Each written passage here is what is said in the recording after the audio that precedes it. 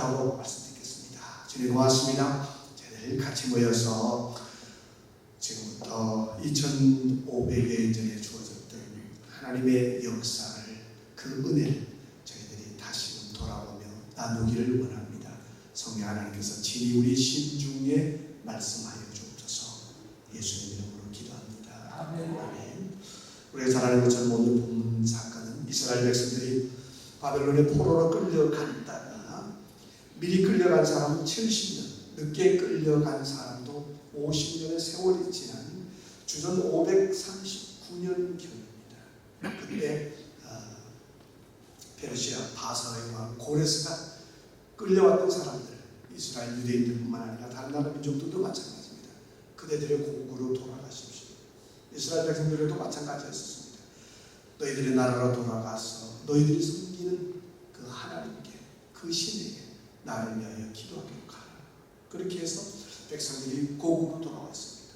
고국으로 돌아와서 그리고 난 다음에 그 다음에 주전 538년 이제 그 명령을 받고 고국으로 돌아오고 2년이 지난 다음에, 오늘 보면 앞부분에 나옵니다만 2년이 지나고 난 다음에 드디어 성전을 짓기 시작합니다. 이전에 솔로몬이 세웠던 솔로몬 성전 터널이 있었지만 성전은 다 무너지고 폐허가 되어졌습니다. 그 같은 곳에다가 성전을 짓기 위해서 기초석을 놓기 시작했었습니다. 그래서 오늘 이 본문에 보면은 그 지석을 놓았었을 때, 그 초석을 놓았을 때의 사건을 본문이 이야기를 하고 있습니다. 그런데 그 기초석을 놓고 난 다음에 성전이 완공되는 것은 20년 뒤입니다. 중간에 우리가 아는 것처럼 오랫동안 성전 공사가 중단되었었습니다. 먹고 사는 것이 너무 힘들고 또 고국으로 돌아왔지만 폐허가 된 땅에서 새롭게 삶을 살아간다는 것이 쉽지 않았습니다. 그때 이제 성전을 다시 지읍시다. 우리가 짓다가 중도한 이 성전을 다시 지어야 됩니다. 그렇게 해서 학교 선지자 이름들이 나와서 성전 공사를 재개하게 되었습니다. 오늘 본문은 제일 처음 기초석을 낳았을 때의 상황을 설명하고 있습니다. 근데 그 상황을 한 구절로서 표현하고 있습니다. 그게 뭐냐면 12절에 나와 있는 내용입니다. 제사장들과 레위 사람들과 족장들 중에 여러 노인은 첫 성전을 보았던 고로 이제 이 전 지대 노임을 보고 대성 통곡하며 여러 사람은 기뻐하여 즐거이 부르니 12절에 소개되어져 있습니다. 그때 상황을 오늘 본문은 두 개의 모습으로 표현을 하고 있습니다. 하나의 모습은 성전의 기초를 얻는 것을 보고서 대성 통곡했다라고 기록을 하고 있습니다. 다른 한 부류는 같은 사건을 보고서 기뻐하여 즐거이 부르렀다라고, 기쁨의 소리를 외쳤다라고 소개하고 있습니다. 왜 그렇습니까? 왜 그런 두 개의 다른 반응들이 나왔습니까? 먼저 우리가 볼 수 있는 것은 젊은 세대들이 보였던 반응, 환호하는 반응입니다. 에스라 3장 11절에 나오죠. 백성이 여호와를 찬송하며 큰 소리로 즐거이 불렀다. 젊은 세대들을 중심으로 해서 그들은 큰 기쁨으로 하나님을 찬양했다라는 소리하고 있습니다. 이 사람들은 바벨론 포로 시기 이후에 태어난 사람들이었습니다. 포로로 먼저 끌려갔던 사람은 70년 전에 끌려갔고 또 나중에 끌려갔던 사람들은 50년이 있었습니다. 그러니까 적어도 여기에 이 성전에 있었던 것을 기억했던 사람들은 아무리 나이가 적었다고 하더라도 최소한 한 50대 이후입니다. 그때 성전이 무너지는 그 해 태어났다고 하더라도 지금 나이가 50살이 되었습니다. 근데 태어나자마자 어떻게 기억이 있겠어요? 최소한 한 5-5살은 돼야 되잖아요. 그렇다면 여기에 나와 있는 이 사람들 중에서 기뻐한 사람들, 아마도 이 사람들은 50세 이하의 사람들, 최소한 50세 혹은 55세 이하의 젊은이들, 20세, 30세, 40세 이런 사람들이었습니다. 이 사람들은 이전에 있었던 솔로몬 성전의 웅장함을 보지 못했던 사람들이었습니다. 했던 사람들이기 때문에 지금 무너진 곳에 다시 기초를 놓는다. 그것만으로도 하나님 앞에서 기뻐하고 하나님 앞에서 감사하는 그런 모습들이 보여지고 있는 것입니다. 어떤 의미에서 보면 이 젊은 층들은 오늘 자기들에게 주어진 은혜의 사건, 그 사건들을 가지고서 하나님 앞에 기뻐하는 사람들이 있었습니다. 역사적으로 보면 2차 세계대전 당시 1945년 2월에 그 독일 드레스덴 시티에 연합군이 폭격을 해가지고 거기에 있었던 그 도시 중심에 있었던 교회에 프라우 앤키르헤라는 교회가 다 무너졌습니다. 그 무너진 교회의 잔해가 40년 넘게 그대로 방치되어져 있었습니다. 동독에서 그 교회를 손보지 않았습니다. 독일이 통일되고 난 다음에 1994년부터 다시 성전이 재건되기 시작합니다. 교회를 재건하기 시작해서 2005년에 완공하는데 그 재건 새로 세울 때에 그 첫 기초석을 놓던 날 수천 명의 시민들이 모여서 찬송을 부르면서 하나님께 감사를 드렸다라고 기록을 하고 있습니다. 그분들의 눈에는 과거의 상처를 딛고 새롭게 세워지는 하나님의 은혜, 이 부분들이 보였던 것입니다. 젊은 세대가 그 기초석을 보고서 하나님 앞에서 열광했던, 기뻐했던 이유도 바로 그런 부분들이었습니다. 하나님이 다시금 시작해 주신다. 그거 하나만 해도 젊은이들에게는 기쁨과 감사가 넘쳐났습니다. 반면에 또 다른 반대의 반응이 보여지고 있습니다. 12절에 보면 제사장들과 레위 사람들과 족장들 중에 여러 노인은 첫 성전을 보았던 거로 대해서 통곡하며, 그들은 다른 사람들과 달리 기쁨의 환호가 아니라 대성 통곡했다, 울었다라고 쓰고 있습니다. 이분들은 다른 사람이 아닌 첫 성전을 보았던 사람들입니다. 이 사람들은 왜 울었을까요? 오늘 본문의 사건부터 한 50년 전에 무너졌던 그 첫 성전, 그 성전에 대한 기억을 가지고 있었던 사람들은 대성 통곡했다. 왜 울었을까? 아마도 첫 번째 우리가 생각할 수 있는 것은 성전의 웅장함의 차이였을 겁니다. 솔로몬 성전의 웅장함에 비교한다면 지금 무너진 곳에 기초석을 놓는데 너무너무 초라하고 부족합니다.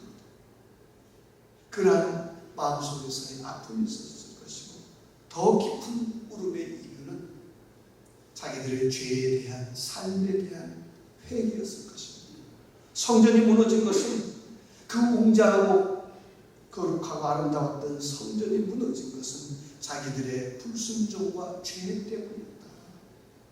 그 결과가, 죄악의 결과가 얼마나 비참하고 참혹했는지, 그리고 포로 생활이 그 결과로서 하나님이 보내셨던 포로 생활이 얼마나 힘들고 뼈아팠는지를 돌아보면서 그 기억으로 인해서 하나님 앞에 울었었습니다. 어떤 의미에서 이 눈물은 단순한 아쉬움이 아니라, 예전에는 그 성전이 그렇게 화려했는데 라는 아쉬움 정도가 아니라 뼈를 깎는 회개였었습니다. 우리가 그 영광을 지키지 못했기 때문에, 우리가 그 교회를 제대로, 우리가 믿음 생활을 제대로 하지 못했기 때문에, 그래서 그 웅장했던 거룩한 성전이 무너졌습니다 라는 뼈를 깎는 회개를 하나님 앞에 하는 그 눈물이었던 것입니다. 1945년 히로시마에 원폭이 떨어졌습니다. 그때 그 원폭으로 인해서 교회들도 무너지고 불에 탔었습니다. 근데 그 당시 한 교회 중에서 교회당이 다 무너지고 십자가, 교회당이 다 타면서 십자가가 불에 타다가 남은 찌꺼기가 있었습니다. 전쟁 후에 일본 기독교인들이 중심이 되고 또 평화운동가들이 중심이 되어서 그 불탄 십자가를 복원시켜가지고 교회 중앙에 제단에 놓고서 기도의 상징으로 삼으면서 교회를 재건했었습니다. 그 십자가 앞에서 일본 기독교인들은 자국의 전쟁 책임과 인류에 대한 참회를 고백하면서 눈물로 기도했다라는 겁니다. 그 눈물은 슬픔의 눈물이었지만 동시에 역사를 이른 죄악된 역사를 반복하지 않겠습니다. 그러한 도전의 새로운 시작과 결단의 눈물이기도 했습니다. 에스라 당시에 원로 세대들, 나이 드신 연세 드신 원로들은 그 세대의 눈물을 뿌리면서 젊은 세대들이 보지 못하는 것을 보고 있었습니다. 언제나 이 관점과 비전은 우리에게 꼭 필요합니다. 젊은 세대가 가지고 있는 기쁨과 젊은 세대가 가지고 있는 찬양 필요합니다. 그러나 그것만 교회에 필요한 것은 아닙니다. 그것도 있어야 되지만 그것을 넘어서 젊은 세대들이 보지 못하는, 나이 들어오면서 살아보니까 내가 젊은 시절에 추구했던 것들이 이런 쓰라린 아픔과 고통을 내게 남겼습니다. 그래서 원로들만이 줄 수 있는 중요한 삶의 가치들이 있습니다. 젊은 시절에 연봉 100만 불을 받아서 너무 좋았는데, 그래서 우리 아이들이 돈을 많이 벌어서 너무 좋았는데 30년 세월이 지나고 보니까 남는 것은 돈이 지나고 난 그런 상처, 깨어진 가정들, 빗나간 자녀들, 이런 것들이 우리 주변에 수많이 흩어져 있습니다.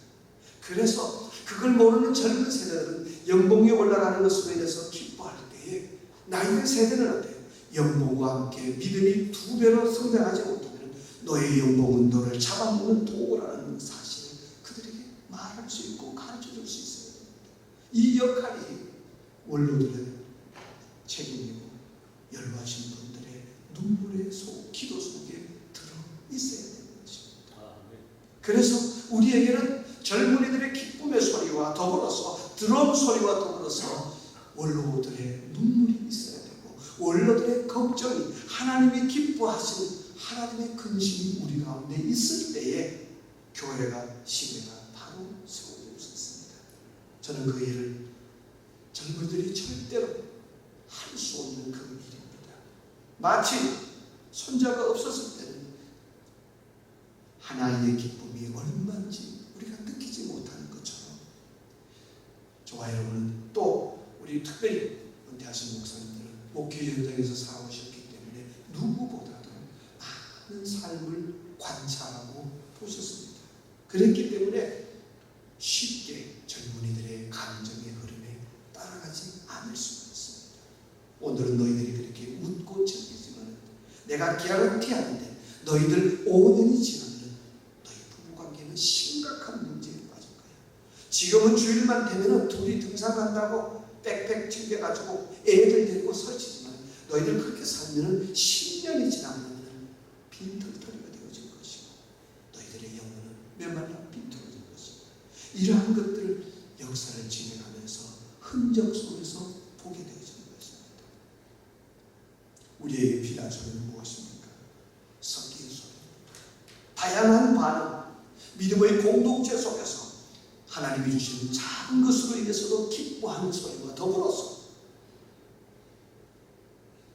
젊은 세대를 향해서 가지고 있는 걱정의 소리, 아픔의 소리, 근심의 소리가 함께 섞여 있을 때 그 공동체가 가장 아름답고 복된 공동체가 되어져 있을 것입니다.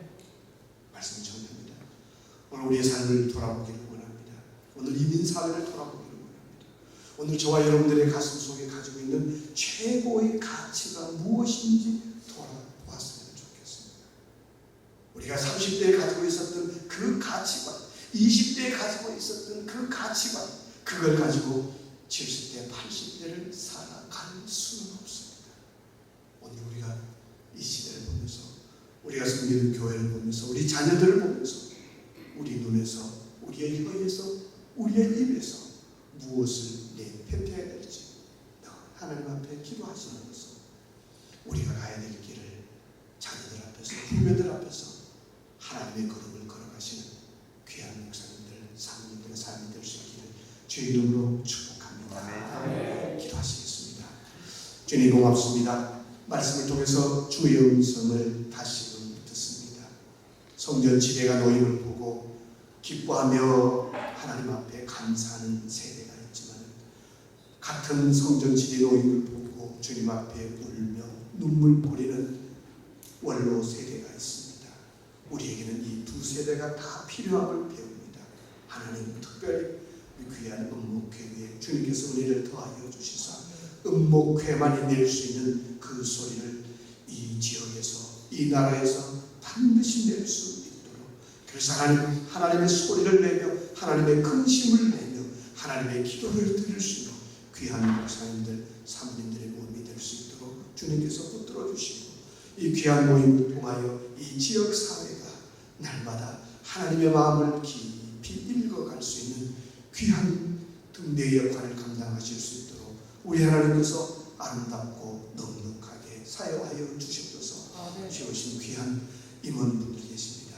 하나님께서 저들에게 늘 하나님의 비전을 심어주시고, 또한 저들이 수고하고 애쓰고 섬길 때 많은 사람들이 협력하며 많은 교회들이 협력하며 함께 이전보다 더 큰 일들을 감당해 나가는 귀한 모임 될 수 있도록, 임원들 될 수 있도록, 모두가 될 수 있도록 은혜로 도와여 주옵소서.